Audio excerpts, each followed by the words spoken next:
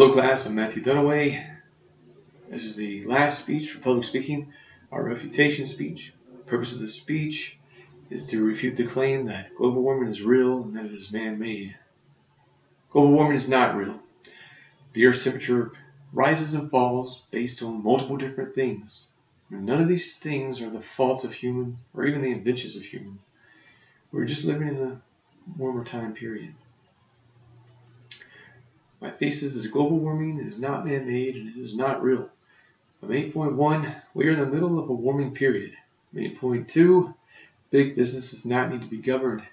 Main point 3, warmer temperature is not man-made. As a geospatial engineer, I examined weather patterns across the entire world. There's been no evidence of man-made global warming because of excessive CO2 emissions or anything else for that matter. First, I will briefly explain that the warming period is just the Earth being itself, being natural. When global warming is put in the spotlight, most scientists would say to look back 50 years to see what the weather was like. Or you could look back to 1850, where there was the end of the Little Ice Age. According to the Encyclopedia Britannica, the Little Ice Age was a 4,000-year period where glaciers expanded and temperatures dipped 60 to 80 degrees colder across the world.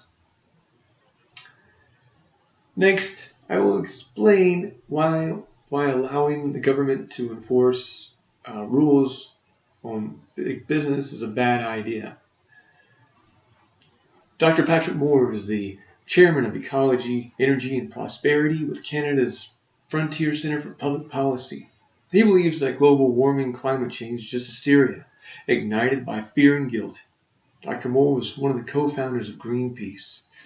He left after 13 years with his own company because the idea that people live happy with the earth and its environment eventually changed into the world should live happy without people.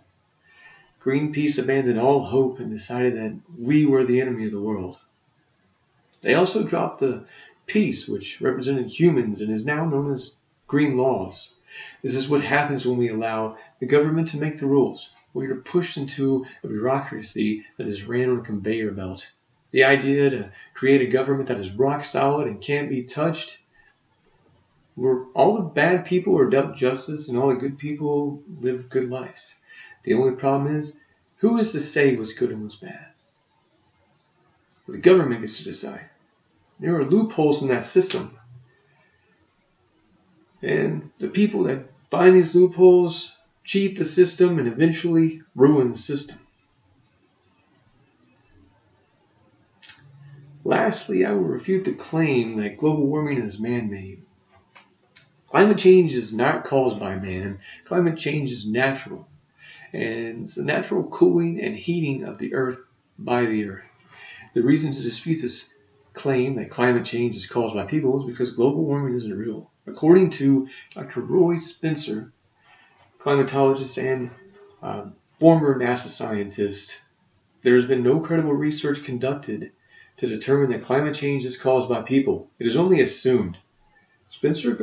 Spencer goes on to say that the reason the temperature seems to be high, especially for those who look back only 50 years or less, could be because of cloud coverage. As for the CO2 emissions, the atmosphere can absorb as much CO2 as we can put out. There's no need to challenge the assertion because we cause no more damage than the earth causes to itself. Take volcano eruptions, for example. It spews out millions times more chemicals than we could ever produce in a lifetime. Global warming is based on feelings, and anything that involves big data can be manipulated and used as scare tactics into believing that big business or industry they're actually the bad guy and they need to be policed.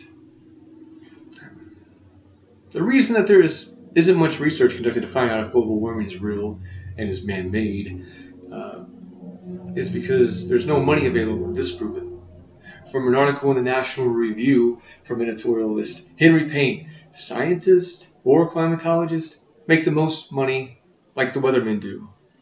If there's a chance of bad weather, meteorologists will take over the news as well as dig into primetime shows, and you may miss the next lame excuse of storytelling from your favorite show like NYPD Blue. But you'll get more excitement from finding out if it's going to snow or rain so much that it might flood.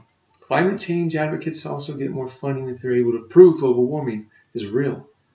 And if it keeps us on the edge of our seat to see if they can prove that global warming is man-made.